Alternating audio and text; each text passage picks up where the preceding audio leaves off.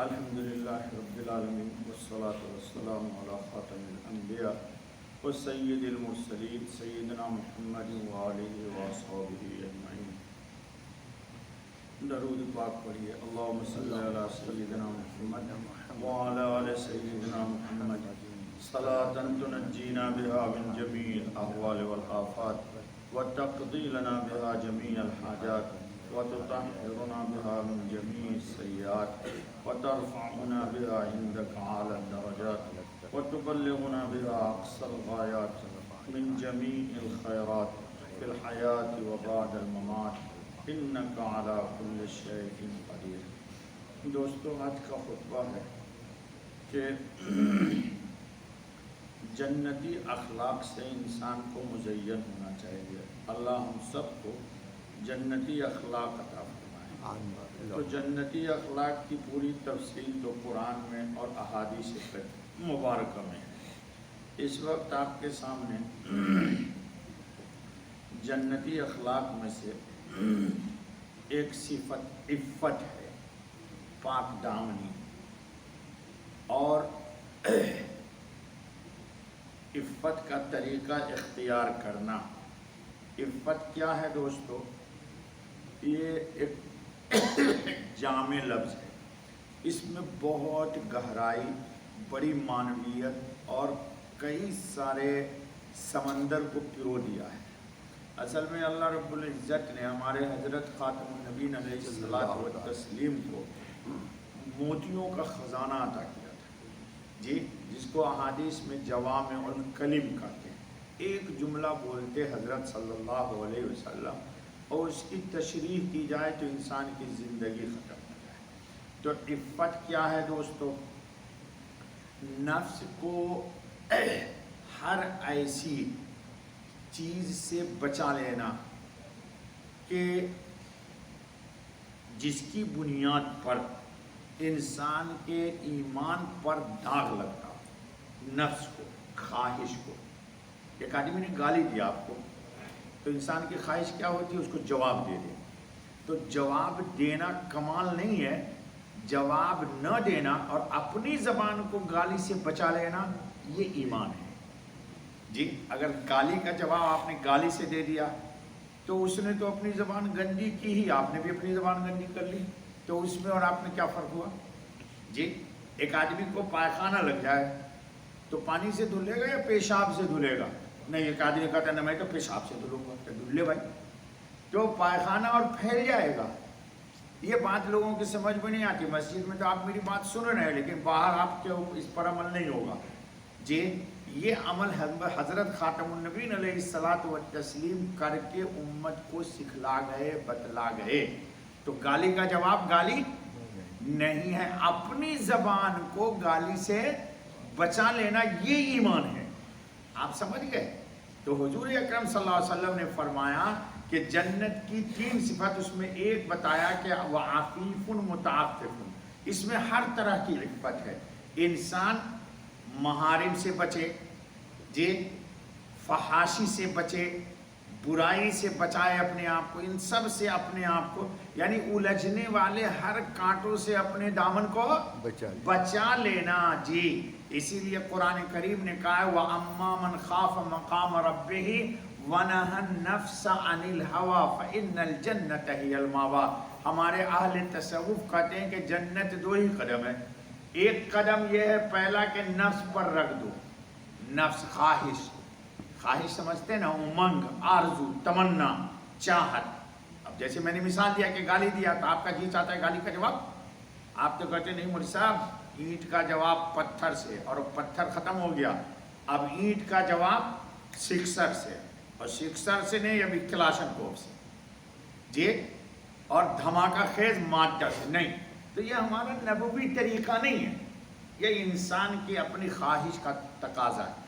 ایسا کیوں ہوتا ہے دوستو؟ اس لیے کہ آج جس دور سے ہم گزر رہے ہیں، لوگوں کے اندر تقوی نہیں ہے، طہارت نہیں ہے، خلوت میں اللہ کا ذکر نہیں ہے، خلوت میں مناجات نہیں ہے کہ یا اللہ ہمارے اپنے عیوب پر، ہماری اپنی نگاہ کو مرکوز کر کے میری اصلاح کر دے۔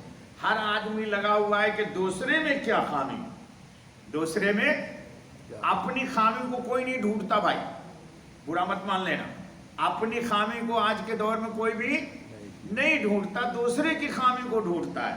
اسی لیے ہمارے حضرت خاتم النبی صلی اللہ علیہ وسلم کی دعا آ گئی، اللہم انی اسألک الہدی والتقی والعفاف والغنی۔ دیکھو یاد رکھو کہ حضرت صلی اللہ علیہ وسلم کو صحیح پہچاننا ہو تو ان کی مناجات میں دیکھو کہ رات کی خلوتوں میں اللہ پاک سے کتنے، حالانکہ آپ سجائے بسائے ہوئے ہیں، آپ کو کس نے سجایا ہے؟ اللہ رب العزت نے۔ آپ کو کس نے سنوارا ہے؟ اللہ رب العزت نے۔ اسی لیے اتنا سنوارا کہ آپ امام الانبیاء ہو گئے۔ نبی سب کے سب سنوارے ہوئے ہیں، لیکن ساروں میں جو سب سے اچھا ہوتا ہے وہی نا امام ہوتا ہے۔ تو سارے نبیوں میں اللہ تعالیٰ نے رسول اللہ کو جتنی بھی جنتی خزانے کی نعمتیں تھی، اخلاق تھی، سب بھرپور عطا کر دی، اور اس کے بعد سارے نبیوں کا امام بنا۔ تو آپ کیا دعا مانگتے؟ اللہم انی اسألک الہدی، اے اللہ میں آپ سے ہدایت مانگتا ہوں، والتقی، اور تقوی مانگتا ہوں۔ تقوی کا مطلب آپ کو کوئی ایسا عمل ہم سے نہ ہو کہ اللہ آپ ناراض ہو جائیے۔ تقوی کا ترجمہ اللہ کے ناراضگی والے کاموں سے بچنا، والعفاف، اور اے اللہ مجھے عفاف عطا فرمائیے، نہ تو میں کسی کے سامنے ہاتھ پھیلاؤں، اور نہ مجھے کوئی ایسا اخلاق و کردار دیجئے کہ جس پر کسی کی انگلی اٹھ سکے۔ اللہ ایسا اخلاق ہم سب کو بھی دے جی۔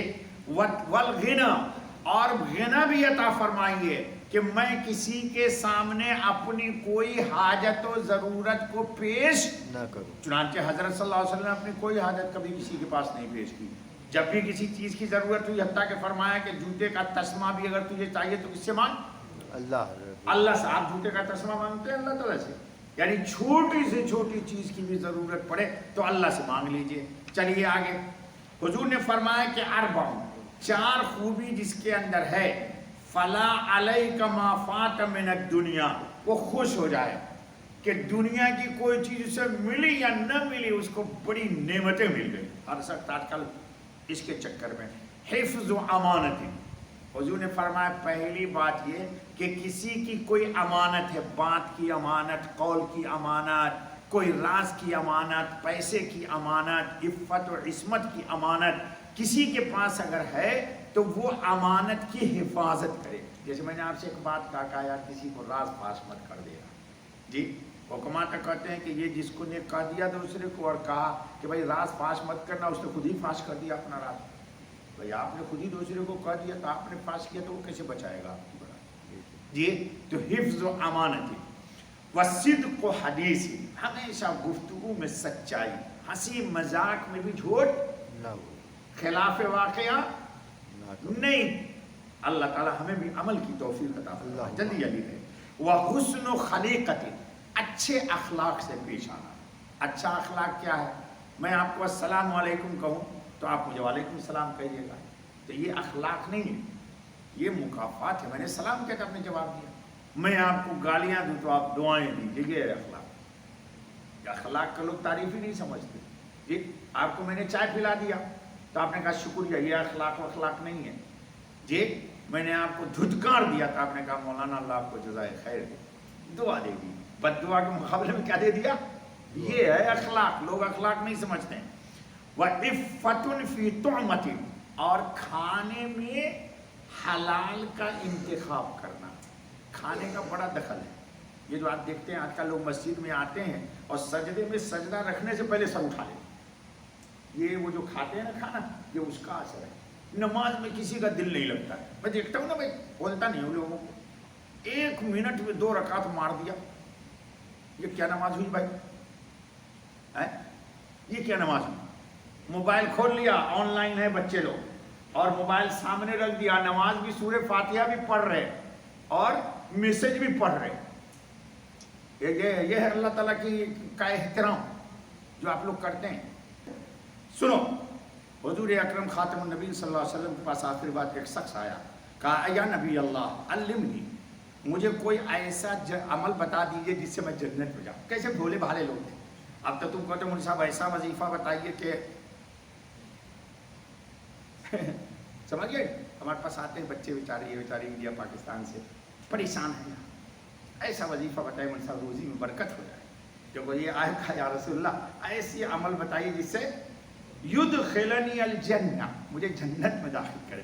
حضور خاتم النبی کو صلی اللہ علیہ وسلم کہو صلی اللہ علیہ کہا کف لسانک الا من الخیر، اپنی زبان پر تالا لگا لو، نہ بولو مگر خیر، نہ بولو مگر خیر، نہ بولو مگر خیر۔ سنو ایک حدیث سنا دیتا ہوں آخری حدیث میں حضرت خاتم النبی نے فرمایا وما یکب الناس فی النار الا علی حصائد السنتہم، لوگ جہنم میں قیامت کے دن منہ کے بل گھسیٹ، یعنی فرشتے ٹانگ پکڑیں گے، جیسے بکرا کو نہیں گھسیٹتا ہے ذبح کرنے کے بعد کسائی، ایسے پکڑ کے جہنم میں ڈھکیل دیں گے۔ یہ کس نے فرمایا؟ خاتم النبی صلی اللہ علیہ وسلم نے۔ کیوں؟ الا علی حصائد السنتہم، زبان سے اس کو ڈس لیا، اس کو ڈس لیا، ارے چھوڑ یار یہ فلانا ایسا ہے، فلانا ارے ایسا ہے تو تیرے باپ کا کیا ہے بھائی، وہ بہت گندا ہے تو تیرا پرموشن تو نہیں نہ روک رہا ہے اس سے، تو اس کی گندگی کو کیوں اپنی زبان پر تذکرہ کر کے اپنی زبان کو گندا کر رہا ہے؟ نہیں، بڑی ٹیسٹی گفتگو ہوتی ہے یہ سب، دوسرے کے عزت پہ اچھالنا، دوسرے کو ذلیل کرنا، عورت ہو یا مرد، لوگوں نے اس کو اپنا فن سمجھا ہوا ہے، اس کا وبال پتہ چلے گا ادھر جا کے۔ تو حضور نے کیا فرمایا؟ کف لسانک الا من الخیر، اپنی زبان سے نہ بولو مگر خیر۔